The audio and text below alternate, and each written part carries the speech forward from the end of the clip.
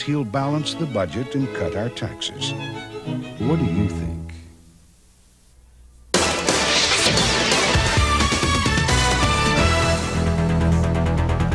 Welcome back and good evening to you. It's been tank tops and shorts for the past week, but you better pull the sweaters out because colder weather is certainly on the way, and we'll talk about it all in just a few minutes. But again today, a pretty warm day, highs and lows throughout the region.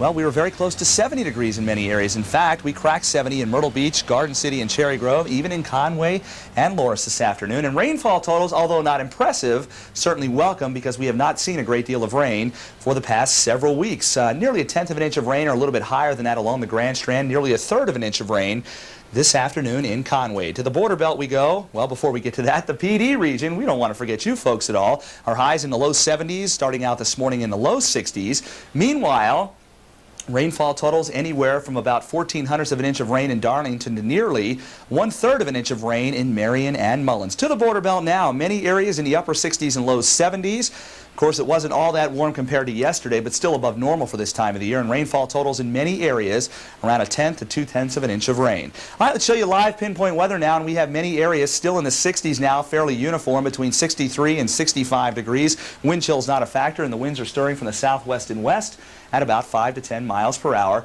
And of course, the relative humidity still fairly high with the moisture in place, but I think that'll be coming down as drier air moves in. Pressures are on the rise as well because high pressure is beginning to build in, and that is a sign of nicer things to come.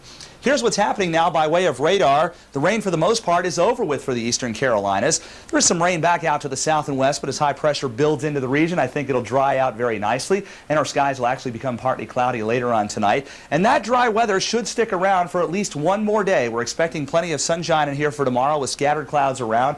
High temperatures, though, only in the low to mid-50s, so considerably cooler than what you're used to. 70s and 80s for the past 5 days. You will notice that change tomorrow.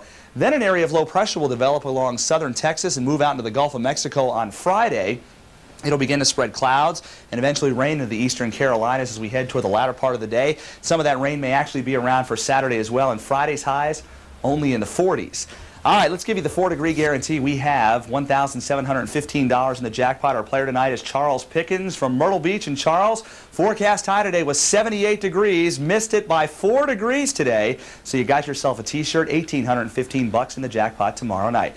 Okay, our forecast for the rest of tonight. We're expecting skies to become partly cloudy, to be breezy and turning colder with overnight lows in the upper 30s to near 40 degrees. For tomorrow, we're expecting partly to mostly sunny skies for the most part. Noticeably cooler than today, 55 the high along the beaches to about 54 across the inland counties. And we can show you that our extended forecast will call for chances of some rain in here for Friday. Also for Saturday, and pretty chilly temperature readings, not making it out of the 40s on Friday. 51 on Saturday, and Sunday and Monday still look cool at this point in time. Overnight lows mainly in the 30s. And the We Love Wildlife art celebration continues. And here is our picture now. Perhaps we have it, perhaps we don't. So we'll keep you in suspense. There it is. Jason Hampton, 8-year-old third grader from Brockington Elementary. A beautiful selection there, and that's a beautiful picture of a dragonfly. Don't forget, starting Friday, we'll have the best 6 selections from all the grades. And tomorrow night, karaoke at Forest Brook Elementary live at 6 o'clock. That will be a hoot. You're going to be a lot of fun. You're going to be singing? Not me, but all the kids. Stay away from the microphone, Ed. Don't worry, I will. Thanks, Ed. All right. Well, they're already booked up and having to turn people away, and there's still about a month to go before race day. We're talking about Hotel Row in Florence and the races at Darlington. At the Ramada Inn, clerks are taking calls, but getting a room for the weekend of March 22nd is just about impossible. They'll turn away about 600 people here before the big weekend. Hotels off Interstate 95 are used to steady business, but recent cutbacks at Pd Industries and the bad weather have hurt businesses. Managers are looking forward to race weekend. Now they just kind of got permanent rooms. We have all of NASCAR stays here. We all have Hendricks Motorsports and a couple of the other drivers, and it's just, you know, the same people every year. So yeah, from now on till as far as I know, we're booked every year at race time. McGrath says after race fans stay for the night, get eats and drinks, it ends up being a $50,000 weekend for this Ramada. For those who don't have a room yet, you can call the PD Tourism Commission. They can help you get hooked up with hotels with vacancies. Not bad at all. $50,000 weekend, I could do one of those. Yeah, that'd be I'd be nice. very happy with that. Well, straight ahead on News Channel 15, Terry's coming in. It's do or die for college and high school hoops, and he'll have all the details when we come back. Plus, we'll give you an update on that multi-car pileup in Florence. Stay with us. Psychological profile, Will Smith. Smile. Subject tends to be extremely excitable. Tonight, when Paige gets engaged, things get sticky when the ring gets stuck on Ellen. Mayonnaise, get the low fat. It's a 2-ring circus. I didn't really think that puffy hand was yours. It's an all-new Ellen. Then, it's TV's biggest and baddest twosome. Separately, we're nothing. But together, we're 800 pounds of trouble. It's Drew. Tonight on the Carolinas' #1, News Channel 15.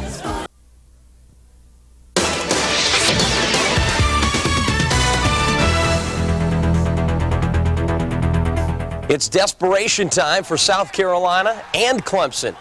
The Gamecocks and Tigers are both hoping that they won't be left out when invitations to the big dance are sent out, but their chances of getting in look pretty slim. They both must win their final 2 regular season games to even be considered.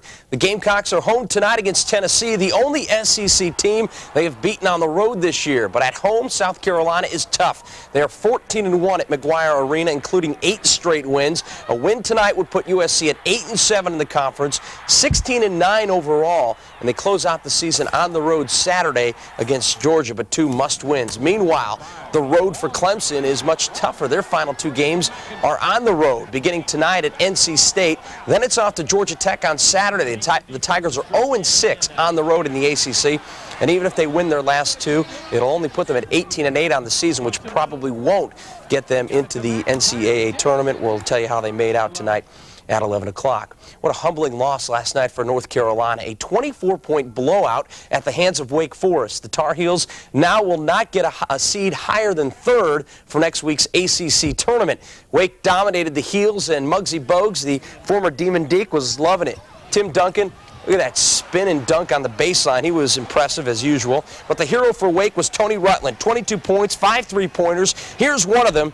And then the heads-up play. Watch him steal the inbounds and then check out this shot from behind the backboard. Amazing. That gave Wake a huge lead at halftime. Take a look at it again. Unbelievable is right. They win it 84-60. Wake's 19th straight win at home. Well, the girls' 4A state basketball playoffs resume tonight, and for the Lady Bruins of South Florence, this is a case of taking care of some unfinished business. Matt Pensick has more on a team gunning for nothing less than a state title. They went through the regular season unscathed, then a roll through the Region 5 4A tourney. Now the South Florence Lady Bruins begin the state playoffs as one of the teams to beat. Tonight they take on Lower Richland, a team that plays a solid perimeter game. They shoot extremely well from the outside. That's their first option, and that's what they look to go to is a 3-point shot. And that's going to be a big key whether or not we can shut them down and keep them from scoring, or maybe not necessarily keep them from scoring, but slow them down. A big part of South Florence's success is that they play an unselfish style of basketball. They don't care who's scoring the points on any given night. And I think that if you can get balanced scoring, then that's what you need to look for. It's hard to win with one player doing all the scoring, but when you have a balance, then people can't key on any one certain player. Up till now, South Flo has an unblemished mark. So how far can this team go in the postseason? I think we have the chance to go all the way if we can put it together and play extremely hard, get some breaks and a lot of luck. There are a lot of great teams that we're going to have to face. We're just taking them one at a time, and hopefully we can get by Lower Richland tonight and then progress on to Friday, and we'll take it from there. This is basically the same team that lost to Greenwood in last season's state championship game. You add that postseason experience to the fact that they have not lost a game on their home court in 2 years, and it looks like it may be the Lady Bruins night. From South Florence High School, I'm Matt Pensick, News Channel 15 Sports. And we'll have more on Richmond coming up at 10 o'clock, the Winston Cup stop this week. On Channel 21 and more at 11 o'clock. That's right. All right, thanks. Terry. And we'll bring you an update coming up on that terrible accident, we understand. Stay with us. We've been shopping at Piggly Wiggly for probably about